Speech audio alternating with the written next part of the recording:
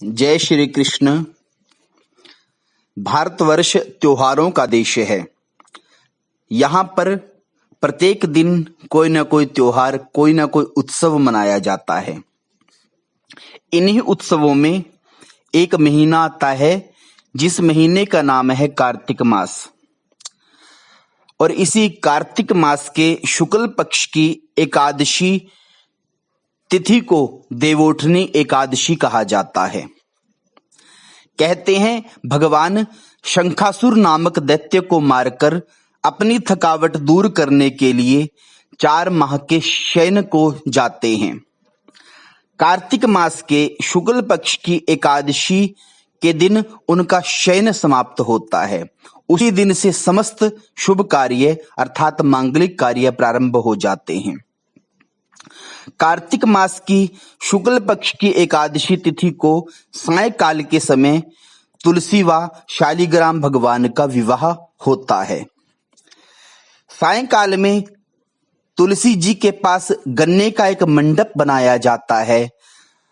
उस मंडप में शालिग्राम व तुलसी की स्थापना की जाती है और नियम के साथ दोनों का विवाह संपन्न कराया जाता है। इस विषय में अत्यधिक महत्वपूर्ण एक कथा आती है।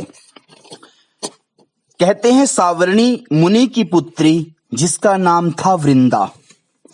अपूर्व में वृंदा बहुत सुंदरी तथा अनेक गुणों से संपन्न थी। उसकी इच्छा थी कि भगवान श्री नारायण के संग उसका विवाह संपन्न हो। इसलिए कहते हैं वृंदा ने बड़ा भारी तप किया और तप के लिए उसने नारायण पर्वत की घाटी में स्थित बद्री वन को चुना। दीर्घ काल की तपस्या से कहते हैं ब्रह्मा जी प्रसन्न हुए और ब्रह्मा जी ने वृंदा से कहा कि हे देवी, मांगो मुझसे क्या वरदान मांगती हो। वृंदा ने आज सृष्टिकर्ता ब्रह्मा जी को प्रणाम किया और कहा, हे प्रभु, हे सृष्टिकर्ता ब्रह्मा जी, आप सबके मन की बात को जानने वाले हैं, परंतु फिर भी मेरे मुख से कहलवाना चाहते हैं, तो हे प्रभु, मैं भगवान श्री नारायण को पति रूप में प्राप्त करना चाहती हूँ। तथापि ये वरदान अत्यधिक कठिन था, परंतु फिर भी ब्रह्मा जी ने तथास्तु कह के आज स्वीकृति दे दी। परंतु ब्रह्मा जी ने आज वृंदा से कहा, हे देवी, पूर्व जन्म के एक शाप के कारण तुम्हारा विवाह पहले एक दैत्य के संग होगा,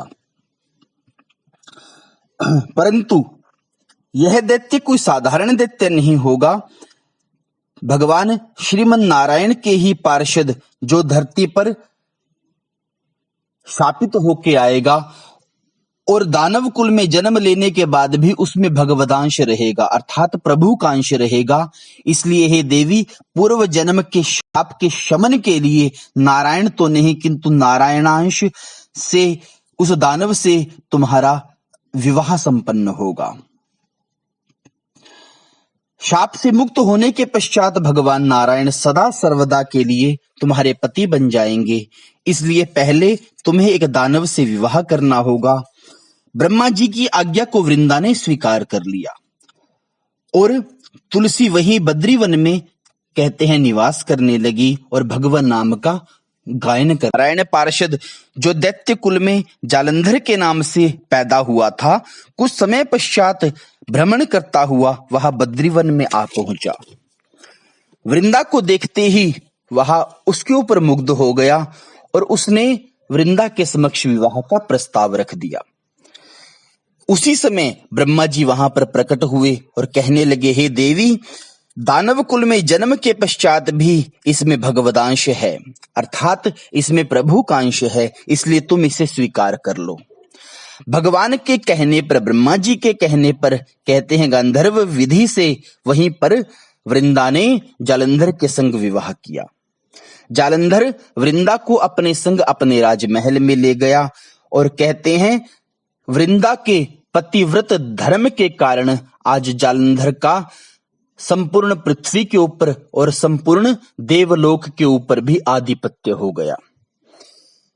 देवताओं की दशा दीनहीन हो गई और समस्त देवता कहते हैं उस समय भगवान श्री ब्रह्मा जी के शरणागत हुए और जाकर कहते हैं, हे प्रभु, पृथ्वी के ऊपर एक दैत्य आया है जिसका नाम जालंधर है। उसने अपनी पत्नी के तपोबल के प्रभाव से हमारे देवलोक को भी जीत लिया है। हे प्रभु, इसका निवारण करना पड़ेगा और इसके निवारण के लिए वृंदा के सतित्व पतित्व धर्म को भंग करना पड़ेगा। देवी भागवत पुराण में जालंधर की कथा में एक वर्णन प्राप्त हुआ है कि एक समय भूत भावन भोलेनाथ ने अपना तेज समुद्र में फेंक दिया था। उसी तेज से जालंधर की उत्पत्ति हुई, इसलिए जालंधर को शिवपुत्र भी कहा जाता है। वृंदा के पतिव्रत धर्म के कारण कोई देवता जालंधर को पराजित नहीं कर पाया था। जालंधर को अभिमान हो गया था। वह अभिमान में इतना चूर हो गया कि देवताओं की स्त्रियों को भी वो सताने लगा। कहते हैं इस संसार में जीव के विनाश के दो कारण होते हैं, एक उसका अहम और दूसरे उसके अहम का वहम। आज जालंधर को भी इसी अहम का वहम हो गया था।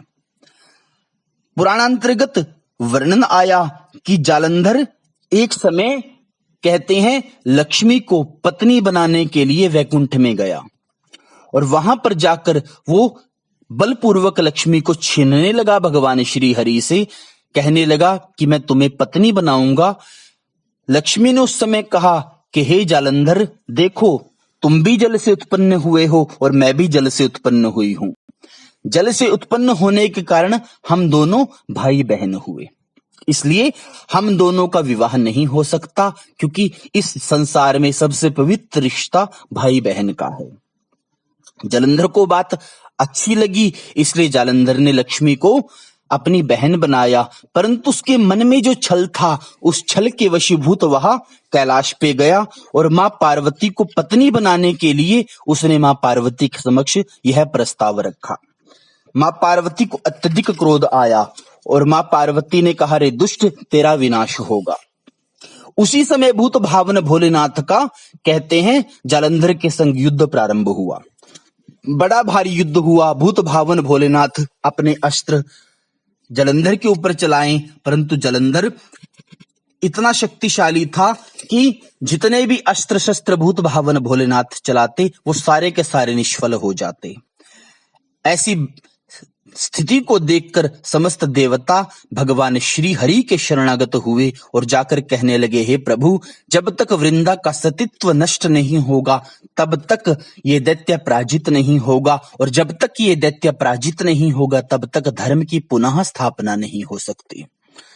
भगवान श्री हरि ने धर्म की पुनः स्थापना के लिए कहते हैं कि जालंधर का रूप धारण किया और जालंधर का रूप धारण करके आज भगवान श्री हरि वृंदा के समक्ष गए। वृंदा ने भगवान श्री हरि को जालंधर के रूप में जब देखा तो कहते हैं उसने उस समय भगवान श्री हरि को अपना पति ही समझा, जालंधर ही समझा, पतिव्रत धर्म किया, जिसके कारण से कहते हैं वृंदा का सतित्व नष्ट हो गया। भगवान श्री हरि अपने वास्तविक रूप में आए और वृंदा के समक्ष जब भगवान आए, वृंदा ने देख लिया कि ये मेरे पति नहीं नारायण हैं, स्वयं श्री हरि हैं, तो कहते हैं वृंदा ने उसी समय भगवान को शाप दे दिया कि तुम पत्थर के बन जाओ।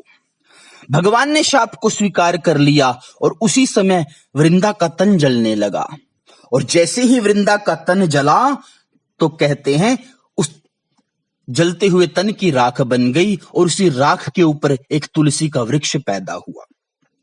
भगवान श्री हरि पत्थर बने और भगवान ने कहते हैं वृंदा से कहा, हे देवी, अब तुम तुलसी बन गई हो और मैं तुम्हें ये आशीर्वाद देता हूं कि मैं तुम्हें पति रूप में ही प्राप्त अब होऊंगा और तुम्हारे बिना मुझे कोई भी भोग प्राप्त नहीं होगा। अर्थात जब तक जो भोग मुझे मिलेगा, जो भी भक्त मुझे भोग लगाएगा, जब तक उस भोग में तुलसी पत्र नहीं डालेगा तब तक वो भोग मुझे स्वीकार नहीं होगा। नित्य कर्म पूजा प्रकाश पद्धति में श्लोक आया तुलसी में हेम रूपाम च रतन रूपाम च मंजरीम भव मोक्ष प्रदाम तुभ्यम अर्पयामि हरि प्रियाम। हाँ, कि भगवान की प्रिय है तुलसी, और तुलसी के बिना भगवान को कोई भोग स्वीकार्य कभी नहीं हो सकता।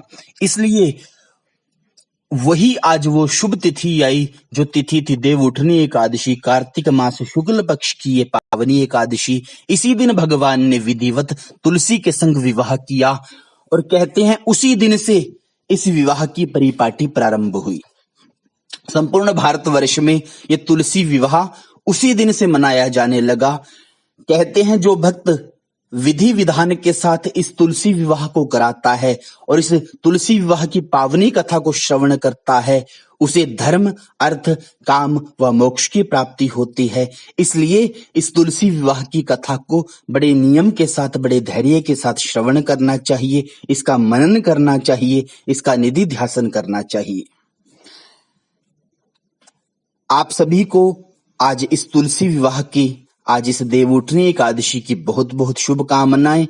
अगर आपको ये कथा अच्छी लगी हो तो इस कथा को ज्यादा से ज्यादा लोगों को आप भेजें, ज्यादा से ज्यादा लोगों को आप इस कथा को सुनाएं, और ज्यादा से ज्यादा इस कथा का प्रचार प्रसार आप करें।